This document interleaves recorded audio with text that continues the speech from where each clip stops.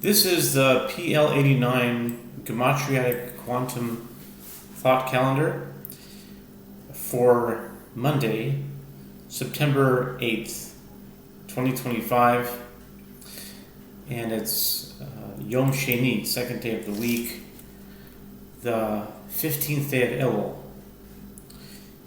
5785, the Parsha is Ki Tavo. Daf Yomi is, hold on a moment, Horiot 7. Yeah. Horiot 7. And on the Islamic calendar, it is the 16th day of Rabi al-Awwal. I hope I'm pronouncing that right. In the Hijri calendar, year 1447. And this is the PL-89 Gematriatic Quantum Thought Calendar that is a combination of calendars, and it is basically a theory of everything that presents itself in calendar form, and it's read through gematria. That's a simple way of describing what it is, what it's used for. And today on this calendar, you're looking at different boxes based upon the type of calendar that you're using. For example, if I'm using the lunar calendar that's Jewish, then I'll be in one box. And then if I'm in the Gregorian calendar, which is solar, and it's the secular, the main calendar that the world uses, it's going to be in a different box, and that's solar. That's going to be over here, different box. Now, conversely, if I'm in, let's say, the Islamic calendar, it's also a lunar calendar, and it's very close to the Jewish calendar. It's just one day away. If I'm in Daf Yomi, and there's different ways you calculate Daf Yomi. You can either use the daf. You could say it's the seventh daf, so I can go. It's actually not the seventh daf. It's actually the sixth daf. Page 7 is the sixth page because the Babylonian Talmud, the way it's printed, it starts always on page 2. So any page you look at, it's always really one number less than the page that it says. And there's several reasons given for that. So Daf Yomi would be over here, 11. Based on the tractate, the number of the page of the daf is very important. Like today, 6 is very important. Let's say, or 7 is important. It's a daf 7. The page number, or if you want to go see 1, 2, 3, 4, 5. Yeah, if you're starting here, or if you want to say it's 7, then 1 was here, and then it's 19. Then 19 is very important. 11 or 19. And if you know, the more gematrias you know, the more numerical equivalencies of words you know. Anything. Wall, 48. Food, 40. Table, 40. Where do you generally eat food? At a table. If food equals 40 and table equals 40, that's an interesting thing. When you're sitting at the table, what are you sitting on? A chair. Chair is 39. A chair, A is 1, so a chair equals 40. So chair equals table equals food equals coffee, they all equal 40. A chair, table, you might want to say, well, why didn't you just say a table? Because a chair is 39. And so forth. So there's a lot of correlations, and conversely, just to keep things even, you'll find a lot of things that don't match up.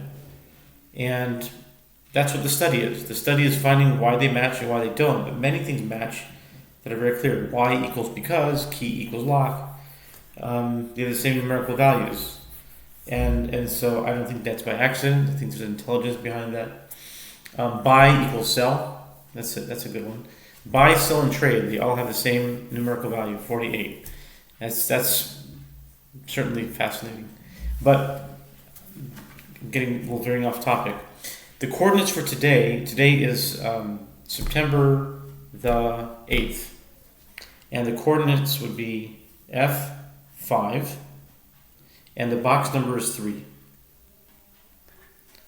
F5, the box number is 3. The rule of 40 states that any number, 3, or any other number in this calendar, plus 40 is considered the same number. Not for quantifying something, but for identifying it.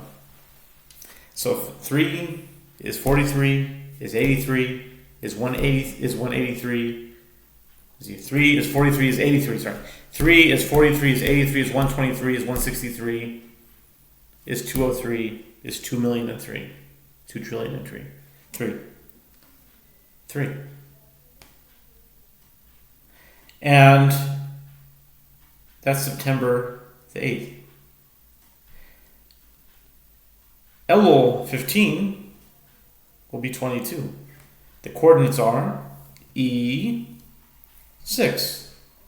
E, column E, and row 6. 22.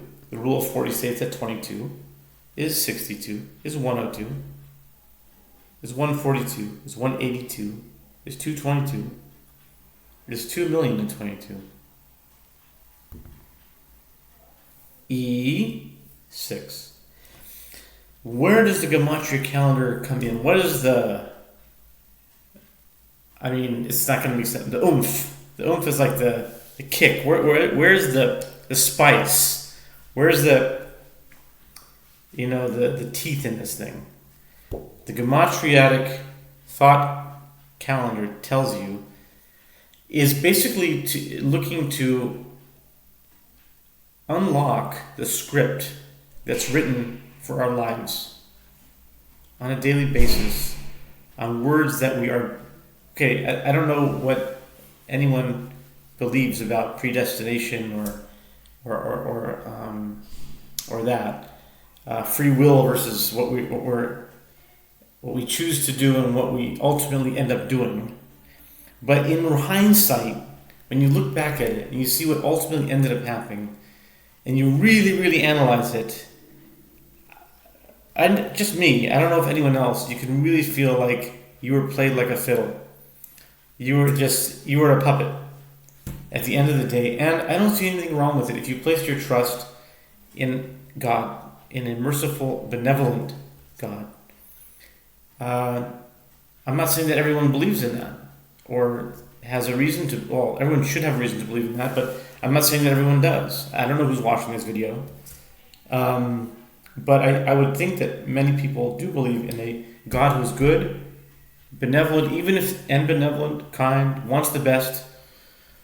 Even though we come into some really things that are, let's just say, far less than perfect situations in life, and things that are just downright uncomfortable, painful, or worse, it doesn't take away from God, who has ultimate control and has a good plan. If you hold to that idea, then it's possible that there is a script in this reality and we aren't acting it out. If there's a script, can it be discerned? Can it be tapped into? If we were able to, it would only be if God allowed us to.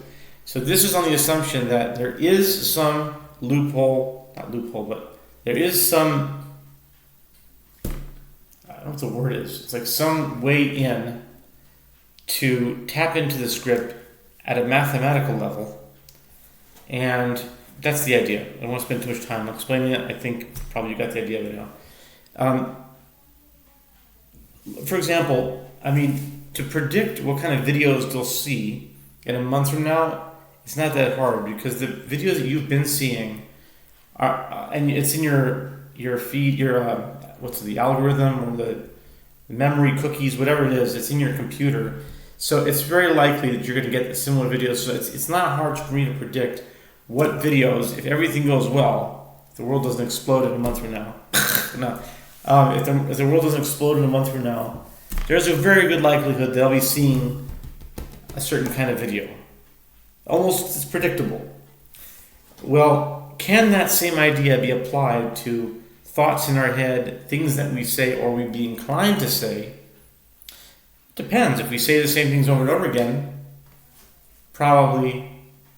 But this is trying to look at things that are not things that you say over and over again, but they're specific topics that might come up that maybe you wouldn't think about, but they're still they're likely to come up. One of those things came up today, and I don't know how this works, but I'm somehow able to find, as I go on the calendar, here's the process. The process is, it's two basic numbers. The number is the lunar calendar and the solar calendar, or the solar calendar and the lunar calendar. It means the number that would account for September 8th, which is going to be 3, and the number that accounts for 15th day of Elul, which is 22. I take 3 and 22, and I apply the rule of 40 to it, which means when you apply the rule of 40, you go up on the thought train, and you just go like this. You start. The thought train means it's going in a direction. It starts at 3. That's the start station, and it goes 3. It passes through 43, passes through 83, 123. It's going up into 1,000. And right now, the limit is going to be 1,000. Eventually, it would be nice to go up to 10,000 or 100,000 if the computing power, my own brain, my own personal computing power was good enough for that, and I knew enough gematrias to go up to 10,000 or 100,000. That would be amazing. I think that would be like genius level. But I'm far from that. I'm working with 1 to 1,000, and the goal is to have a certain amount of meanings for every number from 1 into 1,000. So if I went 3, and my mind goes to the thought train, the 40 train, it goes 3, stops off at 43. Okay, who do I see at 43? I see Mark there. I see Andrea there, because it all equals 43. I see Gadol there, means big. I think Gadol is, 43. A mixture of English and Hebrew words, and I have this scan. Does that apply to today? No, let's move on. The train keeps on going. 83.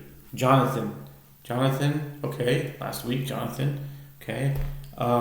83 is a bunch of stuff, okay. It could be a year someone's born. It could be anything. 83, 123, okay. 163, okay. 203, 243, 283. I'm going up. So if I do that on 3, I stop at 43. If I'm at 3, I'm going to stop at 43.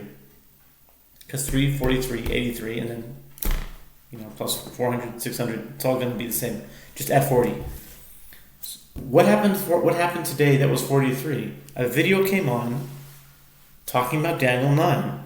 And if you're familiar with Daniel 9, it talks about the issue of the command to rebuild Jerusalem from Artaxerxes in 445 BC, and the amount of days until the Messiah, the Prince, Messiah, is cut off, and it's 483 years. And that 43 it's 7 times 69.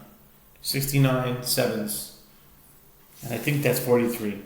I think it says that. It's 69 sevens. Let me see if that's right. 69 times 7 is 43. Yeah, exactly. Okay, so that came up on the video today. I'm not saying there's many people who want to interpret it differently, and people say it's it's certain individuals. Some people say don't. Some people they're arguing. I'm not going there. All I want to say is that video came up, and we were in that day on the calendar. 3 is 483. It's not 759. It's not 222. It's not 311. It's exactly that number if you go up on the thought train. It's not a lot of choices. It's not like really good odds at getting that by chance. You only have a certain amount of choices, 20, 30 choices, more maybe, yeah, but not out of thousands of numbers. It's not good odds. So if you hit on that number, even if you're taking the thought train, it's still pretty good. So 483 is 3.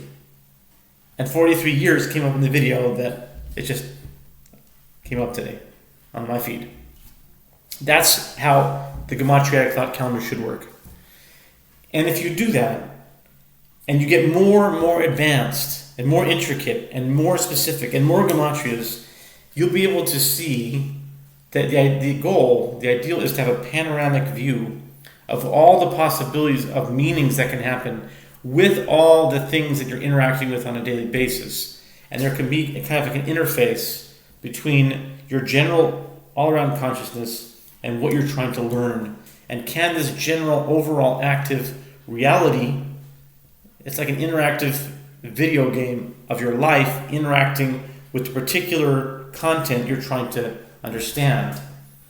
And it's based on God controlling all of it, being involved in all of it, and having a mathematical system in all of it.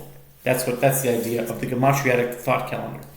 Okay, so I just demonstrated how today, September 8th, is box 3 on the calendar, and a video came up that talked about 483 years. It's in the scripture. 7 times 69. 43 years. And regardless of what the scripture, how you interpret it, but that number came up. And that number is today. And since I'm really not a genius, and I need things to be really clear, I would like to understand Daniel 9 like this. I'm not saying I don't want to be a genius. Maybe I could be. I'm not limiting myself. I'm saying I don't think that I am. Because it has to be real simple. You got to see it, saying this is here, this is here. Plodding on, So that's what this is for. You see it in front of you. Now that was for September 8th. But there's also 15th of Elul. Okay? So 15th of Elul is 22. What's 22? So here's what you have to know a lot of gematria. It's not a matter of being a genius. You have to study gematria a lot. You have to say, okay, I'm on 22. And in your mind, you have to really go down the thought train. You have to go 22, 62, 102. And I'm going through that thought train. In the morning, I usually go through the thought train. After I get up in the morning, I take a look at the calendar and I just go and I give this quick scan through the thought train. And I go 22, 62, 102, 142, 182. Yaakov, 182. Okay, so then 222, 262, etc., etc. 262, 302, 342, 382. Okay, you're going through it. 422, stop right there. The train has to stop there. Why? 422 equals Shiv'im. Shiv'im is the Hebrew word for 70. And what is 70? 70 is that prophecy about the 70 weeks of Daniel. So, look, you have 2 days, and they're both subject to the thought train, and they both stopped off at numbers. It talks about the 70 weeks prophecy, but it also talks about the 70 years of desolation between it. So 70 was a prominent number, which equals 422, which is 22 in the thought train. So that's an example of how this should work.